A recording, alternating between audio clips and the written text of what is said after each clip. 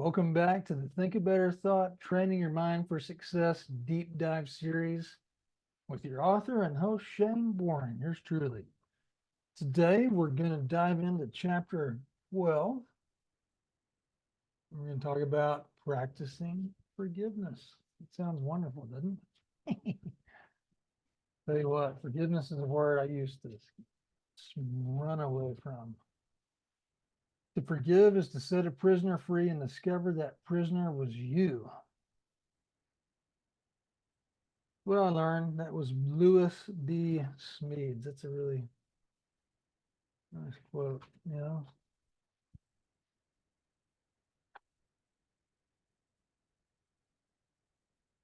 You need to think about if you've stuck it out with me so far and how far you've come if you're doing the work. And you shouldn't be trying to do all these one a day. I mean, you can, but repetition is the mother of mastery. Don't get ahead of yourself on this easy stuff. Now, if you're really ready to catapult yourself forward, here's the skills that will truly launch you ahead. Already told you. Practice forgiveness. That's it. Forgiveness and releasing the need for blame go hand in hand. A lot of us, we've had experiences where we're 100% the victim. It wasn't our fault, right? People can do some really nasty, bad things. When I first started practicing forgiveness on a regular basis, it was exceptionally hard for me.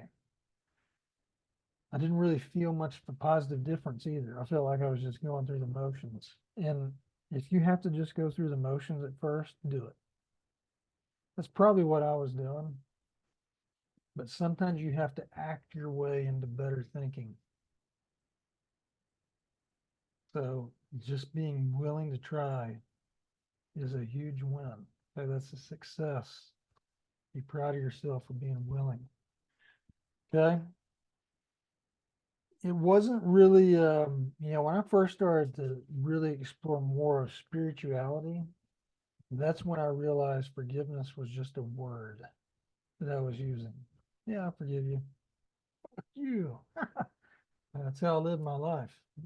I wasn't forgiving anybody. I might say it, but I wanted to have something to use against you if I ever needed it. And you never even knew about it. You never knew, but I was using it in my own prison, starting to look like a real pretty life, isn't it? All right. Let me give you kind of a little example.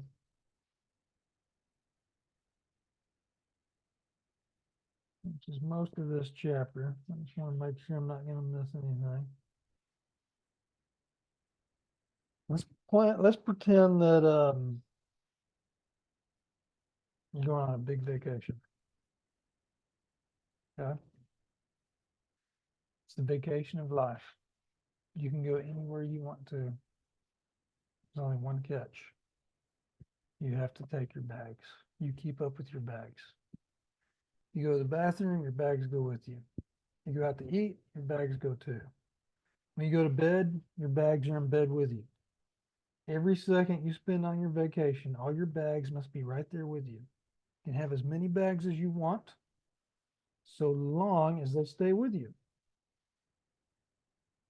Now, have you ever taken a trip before and maybe seen someone at a hotel or convention center where they're dragging 1, 2, sometimes 3 bags, maybe even more with them? Some of them topple over, they're struggling, they're in a hurry, they're stressed, they're sweating, they're dressed nice, but you're like, yeah, I don't know, you're gonna. I usually think, I sure am glad that's not me, right? Do you do the same thing? Well, when it comes to being unable to forgive others, the same analogy applies. We're all dragging our bags to the next destination, slowing ourselves down, feeling weighed down by the effort of having to manage all the stuff. If you allow the pun, let's unpack what our bags really represent. They represent our resentments. We're carrying all this shit around, weighing us down. When you allow resentment to exist in your mind, you're allowing lack and poverty into your life. Why? Why? Why? Why do you ask? Because resentment can literally be redefined. Resentment can literally be redefined as what you lack in your life. Why else would you be resentful of anything? It's usually because someone else has something you don't, or someone's wronged you out of something you think you should have had. So on this vacation in your life, you can either keep adding bags by adding resentment, one after another, after another, after another, after another, or you can stop. You can make a choice right now to drop the hundreds of pounds of crap you've been dragging around. You really want this heaviness to be part of your everyday life? Stop. Take a moment. Imagine that you're trying to keep up with hundreds of bags. What does this feel like for you? Are you exhausted? Are you able to enjoy your trip? Are you so worried about keeping tabs on everything that you can't? Have you ever held on to something so tight and for so long that you practically, when you let go, you had to like, oh my God, your hand was like locked onto it? You may have to do that with some of your resentments. I did. The longer we hold on to resentment, the harder it is to let go. And when we do allow ourselves to let it go, sometimes we have a cramping, aching sensation, don't we? This mental cramping often causes us to wonder if we've made a mistake. And so we go and pick that sucker right back up. I do it anyway. I'm not saying you do, I say we, but me. That's self-sabotage. And what we're doing here is we're moving away from crazy thinking and self-sabotage. So if you've ever had this travel experience carrying around all these bags, I'd like to offer a little travel tip. A little revenge for you. In bold letters at the top of this page for a reason. The greatest revenge is forgiveness. You want to completely take away the pain, hurt, and power someone or something has over you. Forgiveness is the perfect solution. True forgiveness means you do not recognize any loss or pain. True forgiveness means completely letting go. True forgiveness makes the experience vanish. When the existence of past pain is removed, it can never bother you again.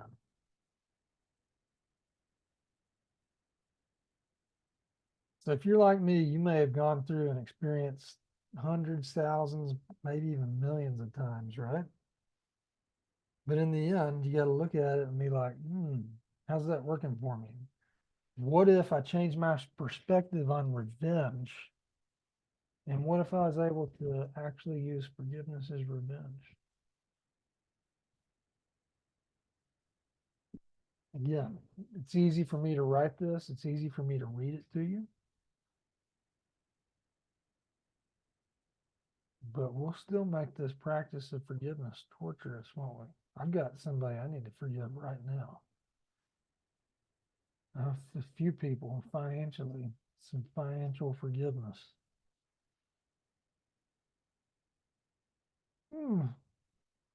See, I could be free of the resentment I'm creating over this financial forgiveness I need to do, but instead, I've been choosing torture, mental torture, to keep going through it. This SOB, right?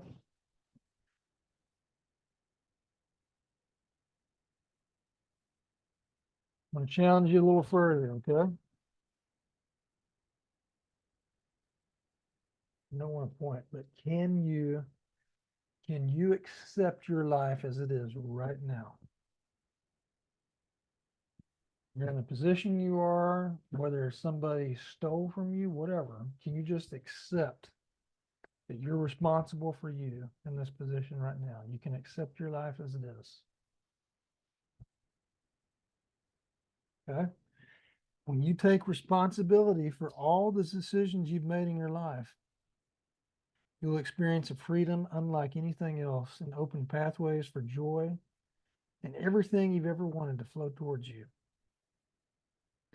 By surrendering and accepting your life as it is now, the power of the past immediately dissolves and is not impacting your future in the same way. Here's the truth, okay? Your thinking, good or bad, has gotten you right where you're at today. If you really want to be free, it's critical that you completely accept your life for what it is. You can't move forward to change your life for the better until you completely accept everything for how it is.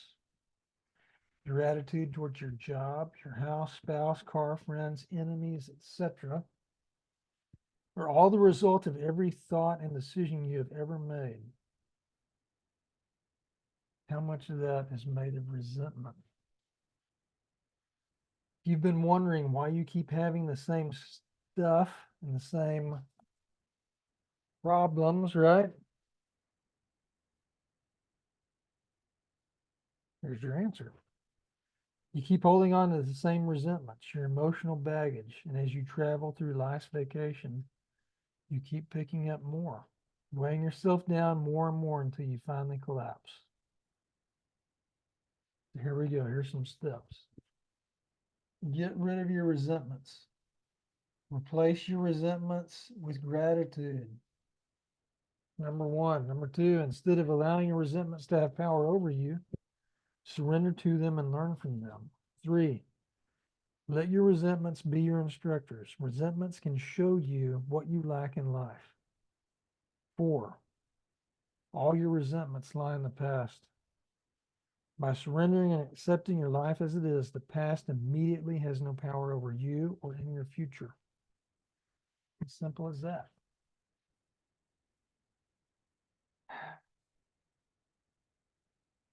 Now, you may find that you do this and it's great. And then one day you're like, you know what? I'll tell you what, I'm going to go get that resentment off of that shelf. Haven't had it in my life for 2 years, but now seems like a hell of a time to pick it back up. It's happened to many others before you, including myself. When that happens, the sooner you recognize it and just work through the steps of dealing with it, the better off you'll be. But you may decide to hang on to it for a few more years. I've done that too. We're not perfect. And so if we force ourselves to quit because we don't get a certain part of this right, we're going to miss out. You may miss out on working forgiveness and resentment for a couple of years. It may take you a while to get there. But if you stop just asking normal questions, like, what am I thinking right now? Is this helpful or hurtful? You're never going to get close to being able to deal with that resentment. If you need baby steps, repeat the baby steps until you can do toddler steps, until you can run, right? Chapter summary. Is resentment really a demonstration of what you lack in your life? Here's how I answered this question as a definite yes for myself. When I asked myself if my resentment was a positive or negative in my life, the answer is, and always will be negative. I then compared this to simple mathematics. Addition and subtraction are opposite operations because one operation can undo the other.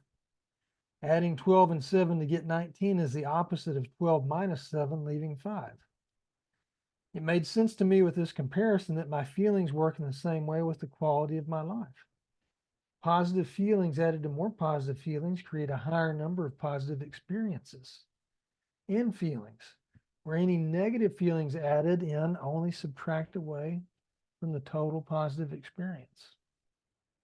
Resentment is a feeling that subtracts from the quality of life.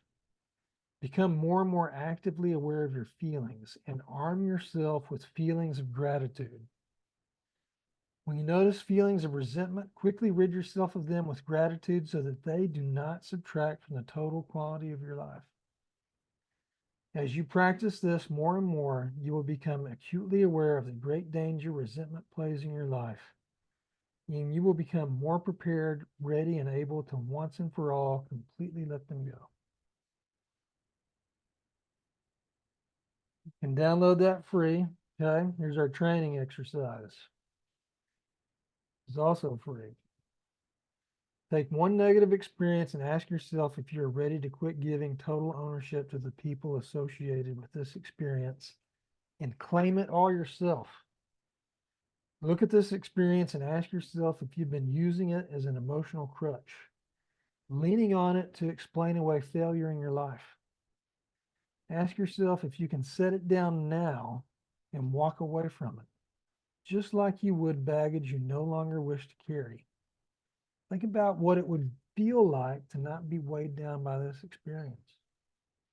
See yourself letting your emotional crutch go and walk away for good. True forgiveness is returning the power back to yourself rather than giving it over to someone. Schedule time in your daily calendar for a forgiveness practice. Give yourself a notification reminder every day to do these exercises at the same time if possible.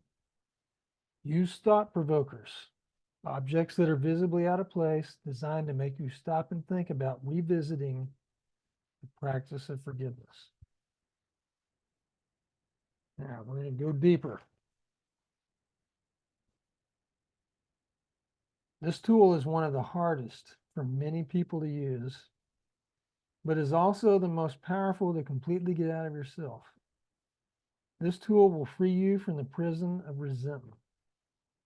Instead of blaming someone else, choose differently.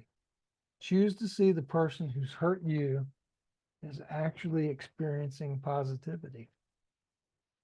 This may be particularly hard for you, especially in the event you've been seriously wronged, as when I was young and experienced sexual abuse. Sometimes this practice requires you speaking with a licensed professional or trusted advisor who can help you move through the grief, wounding, and heartbreak, or even severe rage and resentment. It's all okay.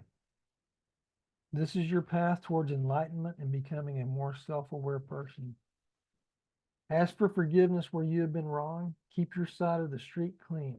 Make amends where you have been wrong, but only in a way that does not bring any further harm to you or the other person or anybody else. Do not be selfish in asking for forgiveness. It's easy to make a list of all the SOBs who've wronged you.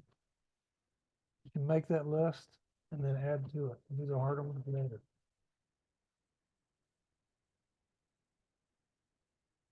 So make your SOB list and then add your part to it. What did that person do to you? What did it have an effect on? Was it your money? Was it your pride? Was it your relationships, security, self-esteem? How did it make you feel? And then the big question, what was your part in this? Were you to blame in any way? Maybe you weren't, maybe you are. If you were, do you owe an apology? If you do, consider the best way to do it.